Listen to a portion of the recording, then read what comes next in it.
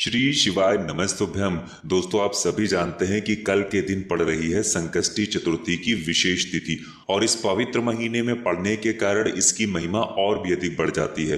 पूज्य गुरु जी ने कहा कि अगर आपके जीवन में भी संकट बहुत ज्यादा हो, कष्ट बहुत ज्यादा हो, क्लेश बहुत ज्यादा हो या आपके बच्चे पढ़ाई लिखाई नहीं करते हो, गलत संगत में पड़ गए हो, उनका पढ़ने लिखने में मन नहीं लग पा रहा हो, तो गुरु जी ने कहा कि आपको अपने घर में चल रही सारी समस्याओं का समाधान करने के लिए, आपको अपने घर में हो रहे लड़ाई झगड़ों को समाप्त करने के लिए और आप अगर अपने घर में धन वैभव की प्राप्ति करना चाहते हैं तो उसके लिए भी आपको संकष्टी चतुर्थी के दिन ये हरे मूंग के दाने वाला विशेष उपाय जरूर करना चाहिए। तो चलिए जानते हैं क्या है वो उपाय, लेकिन उससे पहले एक प्रार्थना, अगर आप चैनल पर नए हैं तो कृपया चैनल को सब्सक्राइब अवश्य कर लें। देखिए, सावन और अधिक मास के इस पवित्र महीने में ये चतुर्थी की तिथि पड़ रही है, इसलिए आपको अपने जीवन के सारे संकटों का अंत करने के लिए ये विशेष उपाय जरूर करना चाहिए।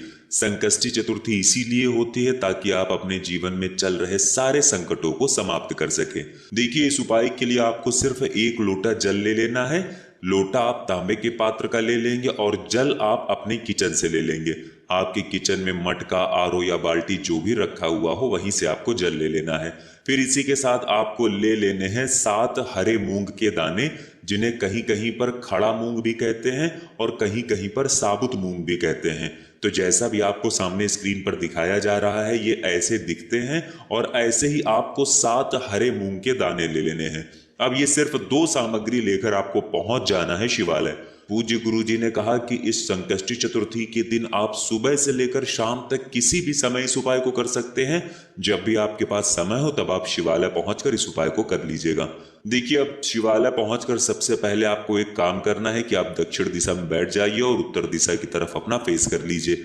लेकिन अगर शिवालय में भीड़ है तो फिर ऐसी स्थिति में पूज्य गुरु जी कहते हैं आप किसी भी दिशा में बैठकर शिवलिंग की पूजा प्रार्थना कर सकते हैं। देखिए, अब जो आप 7 हरे मूंग के दाने लेकर आए हैं, उनमें से 4 मूंग के दानों को शिवलिंग में जो श्री गणेश जी वाला स्थान होता है वहां पर समर्पित कर देंगे और श्री गणेशाय नमः या फिर श्री शिवाय नमस्तुभ्यम इस मंत्र का लगातार एक बार करके स्मरण करते रहेंगे।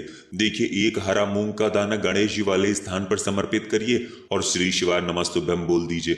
दूसरा हरा मूंग का दाना समर्पित करिए और श्री शिवाय नमस्तुभ्यम मंत्र बोल दीजिए। ऐसे ही आपको 4 हरे मूंग के दाने श्री गणेश जी वाले स्थान पर समर्पित करना है और श्री शिवाय नमस्तुभ्यम मंत्र का स्मरण कर लेना है। अगर आपको ये जानकारी नहीं है कि शिवलिंग में श्री गणेश जी का स्थान कहाँ होता है, तो सामने आपको पूरा शिव परिवार दिखाया जा रहा है। इसी में ये जो दाहिनी साइड वाला हिस्सा होता है, ये श्री गणेश जी वाला स्थान होता है और यहीं पर आपको एक करके 4 हरे मूंग के दाने समर्पित कर देने हैं। उसके बाद आपको 5वां हरा मूंग का दाना माता अशोक सुंदरी वाले स्थान पर समर्पित कर देना है।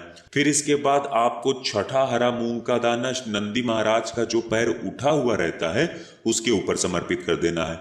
नंदी भगवान का एक पैर उठा हुआ रहता है, उसी पैर के आसपास कहीं पर आपको ये 6ठा हरा मूंग का दाना समर्पित कर देना है।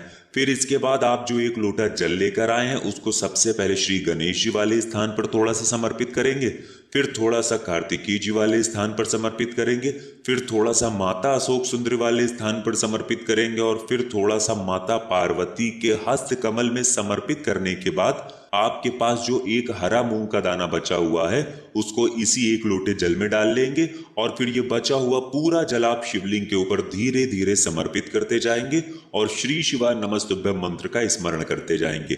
जल समर्पित करने के बाद जलाधारी से जो जल नीचे गिर रहा है उसको आप अपने हाथ में थोड़ा सा लगा लीजिए और फिर ये जल आपको अपनी आंखों के ऊपर लगा लेना है और महादेव से अपने जीवन में चल रहे संकट को दूर करने के लिए, अपने कष्टों को दूर करने के लिए, अपनी समस्याओं को दूर करने के लिए प्रार्थना कर लेनी है।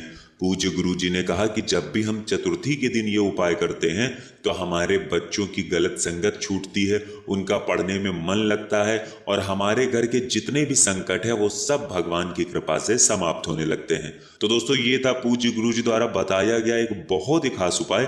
अगर आपको जानकारी अच्छी लगी हो तो वीडियो लाइक करिएगा। मिलते हैं फिर एक नए वीडियो के साथ। श्री शिवाय नमस्तुभ्यम।